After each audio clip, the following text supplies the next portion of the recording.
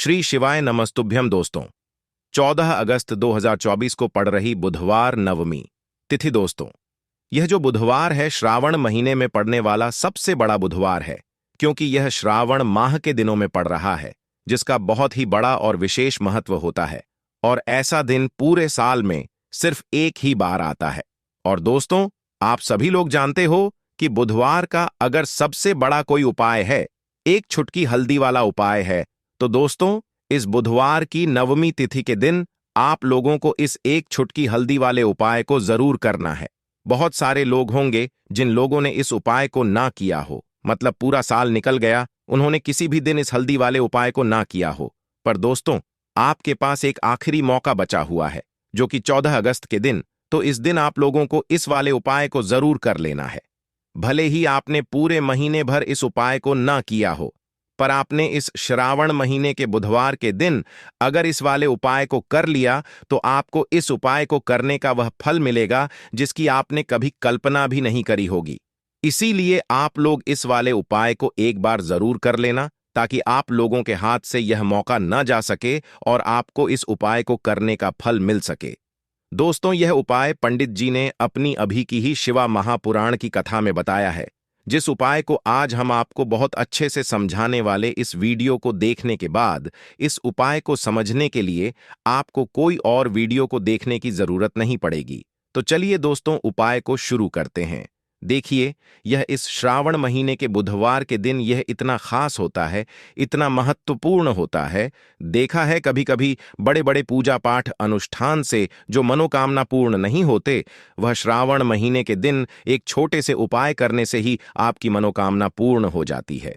और बहुत सारे लोग इस उपाय को किया भी है और उनको इस उपाय को करने का फल भी जरूर मिला है।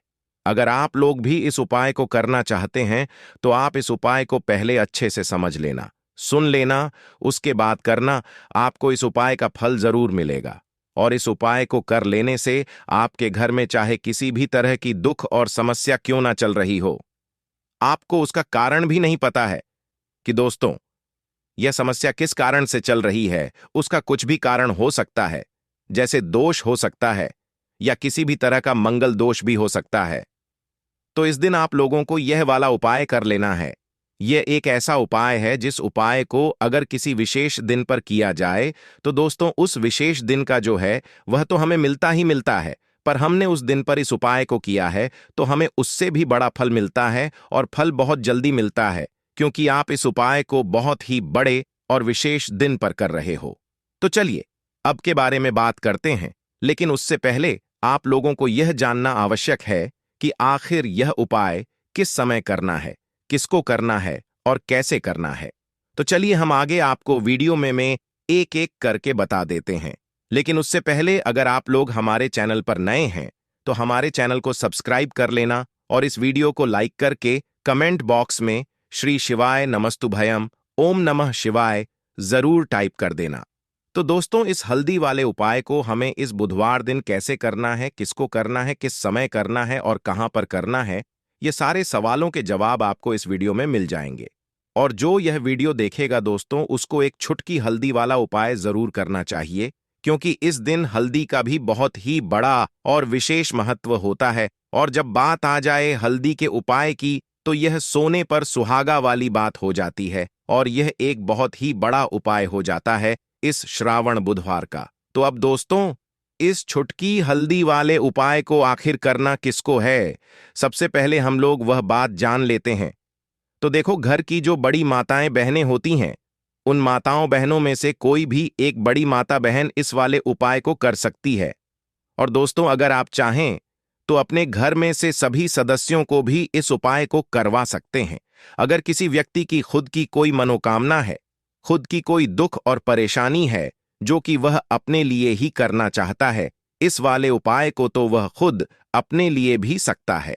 बाकी अगर कोई घर में से ऐसा है जो कि अपने पूरे घर परिवार की सुख और शांति के लिए यह वाला उपाय करना चाहता है, तो दोस्तों वह भी कर सकता है। उसमें भी कोई दिक्कत वाली बात नहीं है। कहने का मतलब यह है कि इस उपाय को हर एक सदस्य भी कर सकता है, और पूरे घर परिवार के सदस्य के लिए घर की बड़ी माताओं बहनों में से कोई एक माता बहन भी कर सकती है। माताएं बहनें अगर घर में उपस्थित ना हो या वह यह वाला उपाय ना कर पा रही हो तो फिर घर का कोई बड़ा सदस्य भी इस हल्दी वाले उपाय को कर सकता है, चाहे फिर वह पुरुष ही क्यों ना हो। उसमें कोई भी दिक्कत वाली बात नहीं है। अब दोस्तों, इस हल्दी वाले उपाय को हमें करना कहां पर है? हमें इसे घर के मंदिर और तुलसी के कियारे में जाकर करना है। बहुत सारे लोग प्रश्न करते हैं, हर एक उपाय को करते समय क्या हम इस उपाय को अगर घर पर तुलसी का पौधा ना हो तो मंदिर में कर सकते हैं? तो इस वाले उपाय को अगर घर पर करोगे तो ज्यादा अच्छा होगा। अगर मंदिर में तुलसी का पौधा है और वहां करोगे तो भी कर सकते हो इस वाले उपाय। उसके बाद में दोस्तों, जो अगला प्रश्न निकल कर आता है वह यह आता है इस उपाय को लेकर कि आखिर इस उपाय को हमें किस समय करना है? सुबह के समय करना है कि शाम के समय करना है? तो देखो, इस वाले उपाय को आप लोग सुबह के समय भी कर सकते हो और शाम के समय प्रदोष काल में भी कर सकते हो। अब अगर आप पूछो कि दोस्तों सबसे उत्तम समय कौन सा रहेगा इस एक छुटकी हल्दी वाले उपाय को करने का, तो हम आपसे बस यही कहेंगे कि इस उपाय को आप शाम के समय करेंगे तो ज्यादा होगा। बाकी अगर सुबह के समय भी करेंगे तो भी अच्छा होगा, उसमें कोई भी दिक्कत वाली बात नहीं है। तो अब दोस्तों, जो अगली सबसे बड़ी और महत्वपूर्ण बात आती है वह यह आती है कि सुबह अगर हम उपाय को करेंगे तो हमें कितने बजे से लेकर कितने बजे तक के बीच में करना है, और शाम के समय प्रदोष काल में करेंगे तो हमें कितने बजे से लेकर कितने बजे के बीच में करना है। तो देखो, सुबह जितनी जल्दी हो सके आप उपाय को करने की कोशिश करना। बाकी अगर कारणवश लेट भी हो जाओ, थोड़ी देर भी हो जाए, तो 10 या 11 बजे तक भी आप उपाय कर लेना, पर 12 बजे से ज्यादा देरी ना हो। ठीक है, इस बात का ध्यान रखना। उसके बाद में दोस्तों, अगर शाम के समय प्रदोष काल की बात करें, प्रदोष काल का जो समय है होता है वह शाम के 6-4 बजे से शुरू हो जाता है। मतलब शाम के 6 बजे से लेकर 14 बजे के बीच का जो समय होता है यह समय प्रदोष काल का समय होता है। पर अभी जो मौसम चल रहा है, इस मौसम में जो है शाम बहुत देर होती है, तो आप इस उपाय को 14 या 8 बजे के बीच में भी कर सकते हो। मतलब शाम के 6 हाल बजे से रात 8 बजे के बीच में आप कभी भी इस वाले उपाय को कर सकते हो, उसमें कोई भी दिक्कत बात नहीं है। परंतु बुधवार के दिन कोशिश करना कि समय के अंतर्गत ही कर लो। किसी कारणवश ना कर पाओ तो थोड़ा देरी से भी कर सकते हो, आपको उपाय का फल जरूर मिलेगा। अगर हमारे जीवन में दुर्भाग्य लगातार बना हुआ है, हमारे किस्मत रूठी हुई चल रही है, हमारे जीवन में लगातार कोई ना कोई विपत्ति आ रही है, कोई ना कोई ऐसे ग्रह नक्षत्र हमारे जीवन में लगातार बने हुए हैं जिनकी वजह से हम कोई भी अपना कार्य नहीं कर पा रहे हैं, ना ही हम अपना व्यापार शुरू कर पा रहे हैं, ना ही हमें अच्छी नौकरी मिल पा रही है, हमारे जीवन में काम धंधे की हासिल हो पा रही है, हमारे किसी भी कार्य में हमें सफलता नहीं मिल पा रही है। तो पूज्य गुरु जी ने कहा कि जीवन में भी अगर इनमें से किसी भी तरह की समस्या चल रही हो तो आपको श्रावण मास में पैडी डीडीए चने वाली बुधवार नवमी तिथि में यह विशेष उपाय जरूर कर लेना चाहिए। तो चलिए जानते हैं इस विशेष उपाय के बारे में, लेकिन उससे पहले एक प्रार्थना है। अगर आप चैनल पर नए हैं तो कृपया चैनल को सब्सक्राइब अवश्य कर लें। देखिए, यह वीडियो बहुत ही ध्यान से सुनिए, क्योंकि इस वीडियो में जो उपाय आपको बताए जाएंगे वह श्रावण मास में वाली बुधवार की तिथि में ही करने हैं। इस नवमी तिथि में अगर हम लोग यह उपाय कर लेते हैं तब तो पूज्य गुरु जी ने अपने शिव महापुराण की कथा में कहा कि आपके जीवन से इन सारी समस्याओं का अंत हो जाएगा और आपको भी धन धान्य की हासिल होगी। देखिए, सबसे पहले आप इस बुधवार को एक कार्य करेंगे। आप सुबह जब भी उठेंगे तो अपने स्नान वाले जल में थोड़ी सी हल्दी जरूर मिला लेंगे। आप सभी जानते हैं कि सावन का महीना चल रहा है और यह महीना समर्पित होता है भगवान महादेव को, माता लक्ष्मी को और माता तुलसी जी को। इसलिए अगर आप हल्दी वाले जल से स्नान करते हैं तो पूज्य गुरु जी ने कहा कि इससे आपका दुर्भाग्य समाप्त होता है, आपकी रूठी हुई किस्मत जागती है और आपके भी सौभाग्य में वृद्धि होती है और आपका गुरु ग्रह मजबूत होता है। अब जानते हैं गुरु जी द्वारा बताए गए पहले खास उपाय के बारे में। इस उपाय के आपको 2 हरी इलायची ले लेनी है, फिर इसी के साथ साथ आपको ले लेना है एक दीपक। दीपक आप मिट्टी का भी ले सकते हैं, और आप अपने घर पर अगर आटा मलक उसका दीपक बनाते हैं तो उसका भी दीपक आप तैयार कर सकते हैं। इस दीपक में आपको घी का इस्तेमाल करना है और साथ ही साथ लंबी रुई की बत्ती का उपाय करना है। देखिए, इस उपाय को बहुत ही ध्यान से समझिए, क्योंकि यह उपाय महादेव को भी बहुत प्रिय और माता लक्ष्मी को भी बहुत प्रिय है। देखिए, अब सबसे पहले आप एक काम करेंगे। आप यह दीपक लेकर अपने घर के मंदिर के सामने पहुंच जाएंगे। आपके घर के मंदिर में माता लक्ष्मी की अगर कोई फोटो है, कोई प्रतिमा है, या फिर आपकी कुलदेवी की कोई फोटो है, कोई प्रतिमा है, या फिर माता रानी के किसी भी स्वरूप की कोई फोटो है, तो उनके सामने आपको यह उपाय करना है। आधा उपाय आप अपने घर के मंदिर में करेंगे और आधा शिवाल में जाकर करेंगे, इसलिए आपको उपाय बहुत ही ध्यान से समझना है। देखिए, अब माता रानी के सामने सबसे पहले आप थोड़े से चावल डाल दीजिए और उन्हीं चावलों के ऊपर यह दीपक रख दीजिए।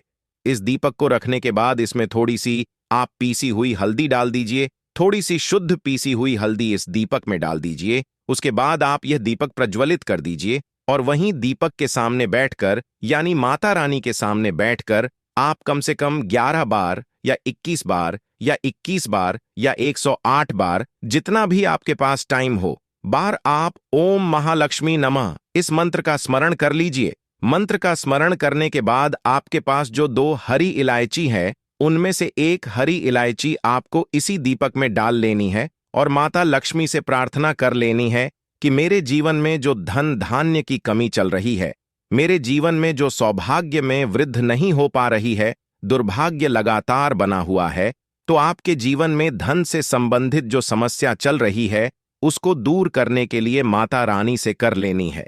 फिर इसके बाद आपको यह दूसरी हरी इलायची और थोड़ा सा शहद लेकर पहुंच जाना है शिवालय। देखिए, यह उपाय आप शाम के समय में ही करेंगे। शिवालय पहुंचने के बाद इस दूसरी हरी इलायची को आप शहद में डुबो लेंगे। चारों तरफ से इस हरी इलायची में शहद लगा लेंगे और फिर यह हरी इलायची आपको शिवलिंग के ऊपर समर्पित कर देना है। शिवलिंग के सामने बैठकर आपको महादेव से प्रार्थना कर लेनी है कि आपके जीवन धन से संबंधित कोई समस्या चल रही है या आपकी कोई विशेष मनोकामना है जो परिपूर्ण नहीं हो पा रही है, तो महादेव से उस मनोकामना को परिपूर्ण करने के लिए प्रार्थना कर लेनी है और श्री या फिर का कम से कम 108 बार जाप करने के बाद फिर वापस अपने घर आ जाना है।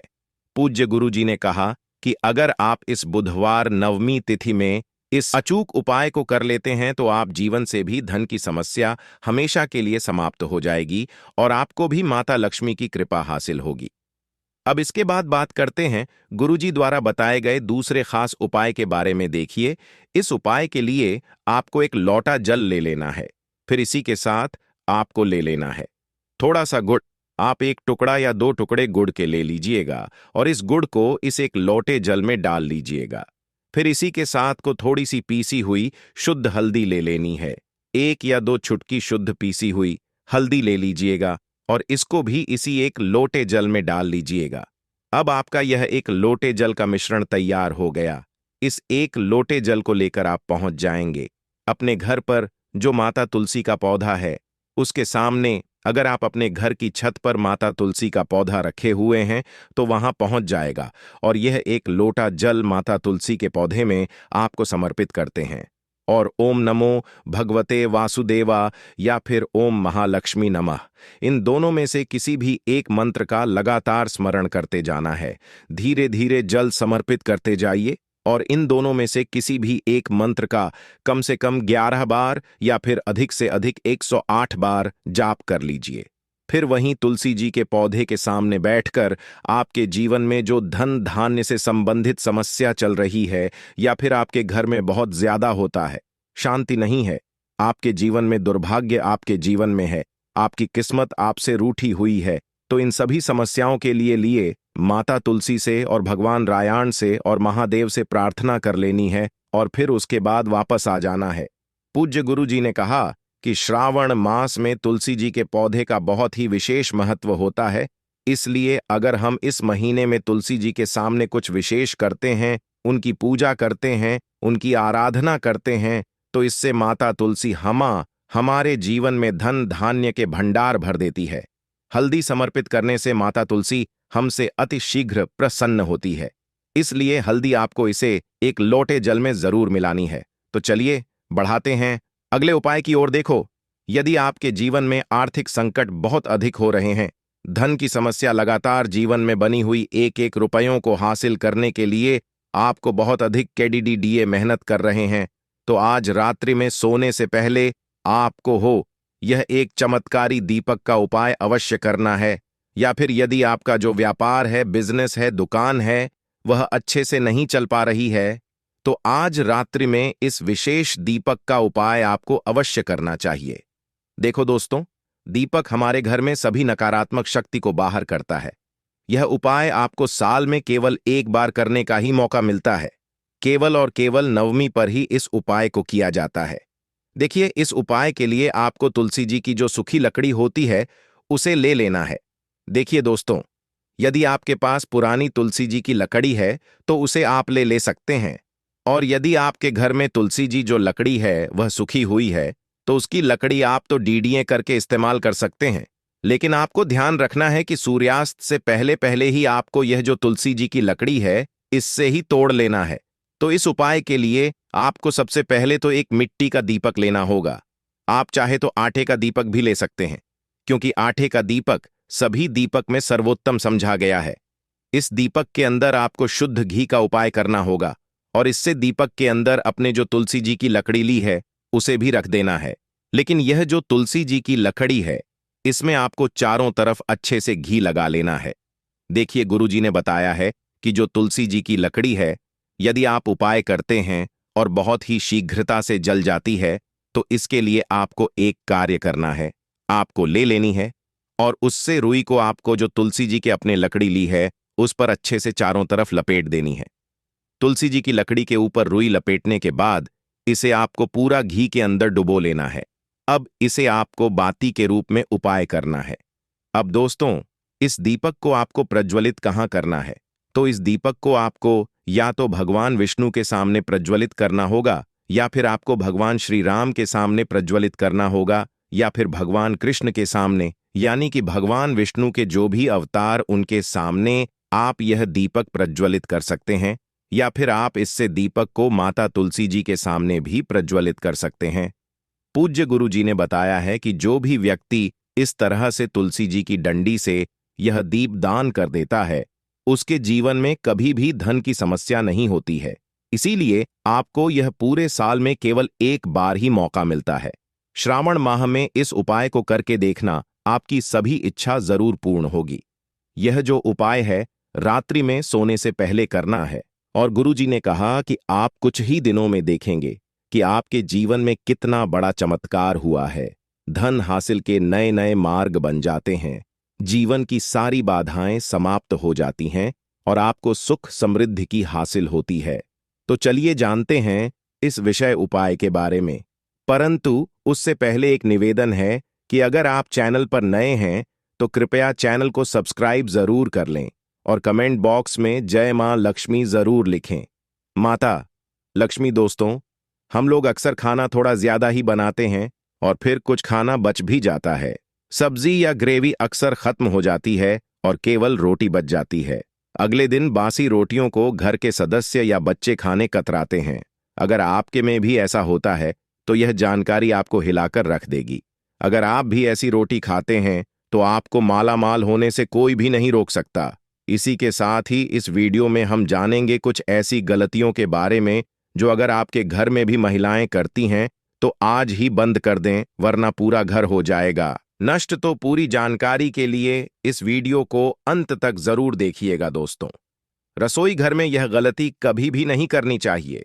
यकीन, शास्त्रों द्वारा रसोई में इन गलतियों को करने वाला व्यक्ति हर हाल में वह निर्धन हो जाता है, उसे गरीबी का सामना करना पड़ता है, पूरे परिवार को इसका खामियाजा भुगतना पड़ता है। शास्त्रों में स्पष्ट बताया गया है कि जिस घर में मां अन्नपूर्ण जी का वास हो जाए तो मां के साथ साथ सभी देवी देवता एक साथ निवास करते हैं। ऐसा करने वालों के घर में अनाज का भंडार धन दौलत से भरा रहता है। जिस भी व्यक्ति के घर में यह गलतियां अगर होती तो इसे आप मामूली ना समझें और ना ही नजरअंदाज करने की गलती करें। आपका पूरा घर निधन हो सकता है दोस्तों। व्यक्ति अगर जीवन में सफलता करना चाहता है तो उसके लिए सबसे ज्यादा जरूरी है उसके स्वास्थ्य का सही होना, और उसका शरीर अगर स्वस्थ होता है तो व्यक्ति सदैव ही अपने लक्ष्य को हासिल कर सकता है। ऐसे में शास्त्रों के अनुसार अगर आपका रसोई घर अच्छा है, उसमें यह गलती नहीं होती है, तो मां अन्नपूर्णा आपसे प्रसन्न हो जाती है, आपको माला माल कर देती है। तो चलिए जानते हैं कौन सी है वह गलतियां हैं। परंतु उससे पहले दोस्तों आपसे रिक्वेस्ट है कि वीडियो को लाइक करें, अपने दोस्तों के साथ शेयर करें, और अगर आपने अभी तक चैनल को सब्सक्राइब नहीं किया तो सब्सक्राइब करके बेल आइकॉन जरूर प्रेस करें दोस्तों। नंबर 1, महिलाएं ऐसी होती हैं जो खाना बनाने से पहले स्नान नहीं करती, हाथ पांव नहीं धोती। रसोई घर में खाना बनाते समय इधर उधर जैसे बाल में या मुंह पर हाथ लगाती है और फिर बगैर हाथ धोए बिना हाथों को साफ किया खाना बनाती है, तो ऐसे में खाना दूषित हो जाता है। इस तरह का खाना खाने पर घर परिवार में बीमारी आती है। माता अन्नपूर्णा जी नाराज हो जाती हैं। ऐसे घरों में दरिद्रता का वास हो जाता है। ऐसे घर में रहने वाले वे कामयाबी हासिल नहीं कर पाते और राहु केतु का भी बुरा प्रभाव पड़ता है। इसीलिए गलती कभी भी नहीं करनी ही चाहिए। सदैव स्वच्छ हाथों से ही खाना बनाना चाहिए। ऐसा करना माता अन्नपूर्णा को अति प्रसन्न करती है। दोस्तों नंबर 2, शास्त्र में बताया गया है जहां पर महिलाएं भोजन बनाती हैं वह स्थान स्वच्छ ना हो तो राहु केतु का बुरा प्रभाव पड़ता ही है, साथ ही क्षण भी रुष्ट हो जाते हैं। ऐसे घर में कमाने वाले व्यक्ति पर बुरा असर होता है। पूरा हर धीरे धीरे निर्धनता का शिकार होता चला जाता है। इसीलिए घर सदैव साफ सुथरा रखना चाहिए और गंगा जल से छिड़काव जरूर करना चाहिए। ऐसा करने से माता अन्नपूर्णा आकर्षित होती है और आपको आपके हर कार्य में कामयाबी मिलेगी। साथ ही उसके परिवार के हर सदस्य को उनके काम में कामयाबी मिलती है। नंबर 3, दोस्तों अपने घर में धारदार चीज नहीं रखनी चाहिए। इससे परिवार में तनाव बढ़ता है और झगड़े आदि होने लगते हैं। ऐसे में रसोई घर में 1 या 2 से ज्यादा चाकू छुरी नहीं रखने चाहिए, ऐसे जिसका आप उपाय नहीं करते हैं, परंतु आपने अब तक रसोई घर में उसे रखा हुआ है, तो ऐसे ही बेकार परिधि होती है। इससे काफी बुरा प्रभाव पड़ता है। नंबर 4, रसोई घर के सामने जूते चप्पल झाड़ू पोछा कभी भी नहीं रखना चाहिए। इससे माता अन्नपूर्णा नाराज होती है और पूरे घर को गरीबी का सामना करना पड़ता है। इसे पाप भी समझा जाता है। इसीलिए आपको कभी भी चप्पल जूते या झाड़ू पोछा घर के सामने नहीं रखनी चाहिए, क्योंकि इससे गौर अनर्थ हो सकता है और माता नाराज हो सकती है। नंबर 5, रसोई घर में खाना बनाते समय में महिलाओं को भोजन झूठा नहीं करना चाहिए। ऐसा करने मां अन्नपूर्णा जी का पूर्ण अपमान होता है। इससे घर में दरिद्रता का वास हो जाता है और माता लक्ष्मी भी घर से रूठ कर चली जाती है। बहुत सी महिलाएं खाना बनाते समय खाने में नमक या मसाले चेक करने के लिए भी खाने लगती है। ऐसा नहीं करना। शुभता का ख्याल रखें और खाना बनाते समय पूरे खाने को कभी भी झूठा ना करें, क्योंकि ऐसे में उनका अपमान समझा जाता है। घर की सुख शांति भंग हो जाती है। इसीलिए अगर आप खाना बनाएं तो सबसे पहले आप खाने को थोड़ा कहीं पर चढ़ा दें, थोड़ा सा किसी को खिला दें, तब भी आप भोजन छट सकते हैं। नंबर 6, अगर बार बार आपके भोजन में बाल निकल आते हैं, इसे आप मामूली ना समझे। ऐसा समझा जाता है कि खाने में बार बार बाल आना राहु केतु का बुरा प्रभाव होता है। ऐसा घर सदैव निधन का निधन ही रहता है। खाने में कभी भी बाल नहीं आना चाहिए, क्योंकि यह मां अन्नपूर्णा का सबसे बड़ा अपमान समझा जाता है। यह घोर अनर्थ समझा जाता है। में शुद्धता भी भंग हो जाती है और परिवार को भयंकर बीमारियों का सामना करना पड़ सकता है। यह भूल कर भी ना करें। और खाना बनाते समय सदैव औरतों को अपने बाल बांधकर ही खाना बनाना चाहिए। दोस्त वास्तुशास्त्र के अनुसार कुछ वस्तुएं ऐसी हैं जो रसोई घर में बिल्कुल भी नहीं रखनी चाहिए। इन्हें रखने से परेशानियों में वृद्धि भी होने लगती है। नंबर 1, शीशा घर को सुंदर रखने के लिए कुछ लोग किचन में शीशा लगा देते हैं, परंतु शास्त्र की माने तो रसोई घर में शीशे का उपाय नहीं करना चाहिए। ऐसा इसलिए कि क्योंकि किचन में चूल्हा अग्निदेव का सूचक समझा जाता है। अगर शीशे में अग्नि का प्रतिबिंब दिख जाता है तो घर में अशुभ समझा जाता है। इसके कारण घर में कलह क्लेश बढ़ाने लगते हैं। इसी के साथ साथ घर की आर्थिक स्थिति भी बिगड़ने लगती है। तो यह गलती आप ना करें। नंबर 2, गुनता हुआ आटा। कई बार महिलाएं किचन में रोटी बनाने को गूं हुआ आटा या बचा हुआ आटा फ्रिज में छोड़ देती हैं और सुबह उसी का उपाय रोटी बनाने के लिए करती हैं। वास्तु के अनुसार यह सही नहीं होता। रसोई घर में घूं हुआ आटा रखने से शनि और राहु का नकारात्मक प्रभाव पड़ने लगता है। इसी का से जीवन में अनेक तरह की समस्याएं होने लगती हैं।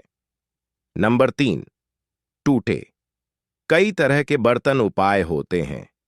टूटे हुए बर्तन ना रखें। रसोई घर में कुछ बर्तन ज्यादा उपाय होने के पश्चात टूट जाते हैं, परंतु कई बार कुछ हद तक टूटे हुए बर्तन का उपाय करते ही रहते हैं। वास्तु के मुताबिक यह नहीं समझा जाता। रसोई घर में कभी भी टूटे फूटे बर्तनों का उपाय नहीं करना चाहिए। इससे परिवार के सदस्यों के बीच मतभेद में वृद्धि होने लगती है। चलिए अब करते हैं कि बांसी रोटी खाना आपके लिए कैसा है दोस्तों। खाना जब भी बांसी हो जाता है तो हम उसे फेंक देते हैं। शायद आपने कभी भी नहीं सोचा होगा कि बांसी खाना भी आपके लिए अच्छा हो सकता है। ऐसे में जाने बांसी रोटी आपके स्वास्थ्य और भाग्य पर क्या असर डालती है, जिसे जानकर आप चौंक जाएंगे। दोस्तों, आपको बता दें कि बांसी रोटी पाचन तंत्र के लिए चमत्कार से कम नहीं है। बांसी रोटी तन को दुरुस्त बनाती है। रोटी में फाइबर की प्रचुर मात्रा पाई जाती है। खाने में फाइबर की अधिक मात्रा पाचन में सहायता करती है। बांसी रोटी से पेट फूलने की समस्या, गैस की समस्या और कब्ज की समस्या से राहत मिल सकती है। इसीलिए दोस्तों, बांसी रोटी आपके लिए वरदान है, इसका उपयोग करें। वहीं अगर शास्त्रों की माने तो भोजन वैसे तो ताजा ही खाना चाहिए, परंतु जब तक भोजन खाने लायक है, खराब ना हुआ हो, तो उसे कभी फेंकना नहीं चाहिए, क्योंकि यह भोजन का अपमान है। ऐसे में जो व्यक्ति बांसी भोजन को फेंकता नहीं है और उसे ग्रहण करके सम्मान देता है, तो ऐसे व्यक्ति पर मां अन्नपूर्णा सदैव प्रसन्न रहती है। परंतु इसमें एक बात का ध्यान देना बहुत ही आवश्यक है। बासी रोटी को जब भी आप खाएं या छोटे बच्चों को दें, तो पहले आप उसे से चेक जरूर कर लें। अगर बांसी रोटी में से रेशियो निकल रही है तो आपके बच्चे की जान जा सकती है या आप बीमार भी पड़ सकते हैं। बांसी रोटी भले ही किसी चमत्कार से कम ना हो, परंतु लंबे समय तक बांसी रोटी घर में रखना जहर के समान मानी जाती है। इसीलिए रेशियो वाली रोटी कभी भी ना खाएं। अब दोस्तों, आपको पूज्य गुरुजी द्वारा बताया गया उपाय बताने जा रहे हैं। प्रभावशाली चमत्कारिक उपाय है जो कि आपकी किस्मत को चमका देंगे। आपको लाभ शुरू करते हैं दोस्तों। परंपरा में गाय गंगा और गायत्री का बहुत ज्यादा धार्मिक महत्व है। मान्यता है गौ माता के शरीर पर 33 कोटि देवी देवताओं का वास होता है। गौ माता की पूजा करने वाले जातक पर इन सभी देवी देवताओं की कृपा बरसती है। गौ सेवा से न केवल इस जन्म के बल्कि पूर्व के भी दोष दूर हो जाते हैं। हर एक सुबह जब आपके घर में भोजन बनाना प्रारंभ हो तो सबसे पहले बनाई गई रोटी को आप गौ माता के नाम से निकाल दें और भोजन कर पूर्व गौ माता को इस रोटी को खिलाएं। अगर संभव हो तो काली गाय को खिलाएं। यह भी काली गाय ना मिले तो सफेद गाय को भी आप खिला सकते हैं। आपको बता दें कि गाय को आप भी रोटी बनाएं। प्रतिदिन ताजी रोटी ही बनाएं। गाय को अगर आपने रोटी बनाई है तो कोशिश करें कि उस रोटी को आप तुरंत ही गाय को दे दें। अगर आप उस रोटी को रख देंगे और उस रोटी को अगले दिन देंगे तो वह रोटी बासी मानी जाएगी। गाय को कभी भी रोटी ना दें। इससे घर में नकारात्मक ऊर्जा वास करती है और जो भी काम आपके बनने वाले होंगे वह काम भी आपके बिल्कुल भी नहीं बनेंगे। इससे आपके घर में सदैव दर्द देवता का पासा रहेगा और आप जिस भी काम उस काम में आपको सदैव असफलता ही हाथ लगेंगे। इसलिए कोशिश करें गाय को रोजाना ताजी रोटी बनाकर खिलाएं और रोटी को बिल्कुल ना रखें। उसी रोटी गाय को ना दें और साथ ही साथ सड़ी गली चीजें गाय को नहीं खिलानी चाहिए। घर में कोई फल कोई सब्जी है सो जाए तो लोग क्या करते हैं, गाय को देते हैं। नहीं, ऐसा नहीं करना चाहिए। ऐसा करने से अगर आप गाय खिलाते तो और आपके भाग्य बन जाते हैं। आप बिल्कुल सड़ी गली चीजें गाय को ना खिलाएं और साथ ही साथ अब आटे की 11 लोहियां बनाकर उनके ऊपर हल्दी लगाएं। इसके बाद को खिलाएं। हर एक लोह को खिलाते समय गाय के सींगों पर आप हाथ फेर, पीठ पर हाथ फेरे, मस्तक पर हाथ फेर रहे हैं। माता गाय के अब चरणों का स्पर्श करें दोस्तों। ऐसा करने से आपके समस्त काम बनने लगेंगे। जो दुख का समय चल रहा है भी खत्म। आपके जीवन में खुशियां ही खुशियां होंगी और एक बार आप 7 बार गाय की परिक्रमा भी कर लें तो आपके समस्त काम होंगे और साथ ही साथ आप गाय को जब भी रोटी दें, रोटी पर या तो आप थोड़ी हल्दी लगा लें या थोड़ा गुड़ रख लें। अगर गुड़ ना हो तो आप थोड़ा घी रख सकते हैं। दोस्तों, गाय को कभी भी सूखी रोटी ना खिलाएं। सूखी का मतलब गाय को रोटी खिलाए, उस पर कुछ ना कुछ रख कर खिलाएं। हल्दी रख ले, मिश्री घी या जो भी रख ले, मतलब खाली नहीं है। इतना करने मात्र से आपके जीवन के सभी दुख दर्द समाप्त हो जाएंगे। चीजों का दान करने से बहुत सारे ग्रहों को कंट्रोल किया जा सकता है। जनरल में रोजमर्रा की जिंदगी में जैसे हम कहते हैं गाय को रोटी देना, इससे किसी को भी पितृदोष से मुक्ति चाहिए तो गाय को रोटी दीजिए। काम में बार बार बाधाएं आती हैं और संतान सुख में कठिनाई आती है, धन संबंधी परेशानियां होती हैं, इसमें बहुत दूर तक पितृगण अगर नाराज हो तो इस तरह की चीजें आपके जीवन में होती हैं। और पितृ को करने के लिए ही कहा जाता है कि अमावस्या के दिन या तो चावल की खीर में रोटी डाल करके घर की छत पर कौओं को खिलाइए, किसी भी गरीब आदि को भोजन कराए। इससे आपके जीवन के बहुत सारे पितृगण, पितृदोष तो दूर होते ही है, बाकी भी बाधाएं दूर होती है। विष्णु पुराण के तीसरे अंश में बताया गया 12 अध्याय में कि कोई भूखा व्यक्ति द्वार पर अगर आ जाए तो उसे भरपेट रोटी जरूर खिलानी चाहिए। इससे नारायण प्रसन्न होते हैं, अन्न धन की कमी नहीं होती है, मनुष्य को परलोक का सुख मिलता है। दोस्तों, रोटी से भूख नहीं मिटाती, हमारे सोए हुए भाग्य को भी जगाती है। लेकिन बहुत से लोग रोटी के यूज करने के गुणों को नहीं जानते, इसलिए इसका लाभ नहीं उठा पाते हैं। तो चलिए, आज मैं आपको बताऊंगी कि रोटी से आप कैसे अपनी किस्मत चमका सकते हो। वह भी खास बासी रोटी का उपाय बताऊंगी, जिससे आप किसी से भी बात मनवा सकते हैं, जिसे तंत्र अपनी भाषा में वशीकरण भी कहते हैं। और यह बहुत ही आसान होता है, कोई भी गलत नहीं होता है। बस इसमें यह बात करते हैं कि किस तरह से आप सही तरीके से अपने पति या पत्नी को जो रूठ गए हैं, मान नहीं रहे हैं, इस तरह से आप उनको बना करके वापस ला सकते हैं। सबसे पहले ग्रह दोषों की बात करेंगे तो शनि, राहु और केतु को पाप ग्रह कहते हैं और इनकी दशा से प्रायः हर तीसरा व्यक्ति पीड़ित है।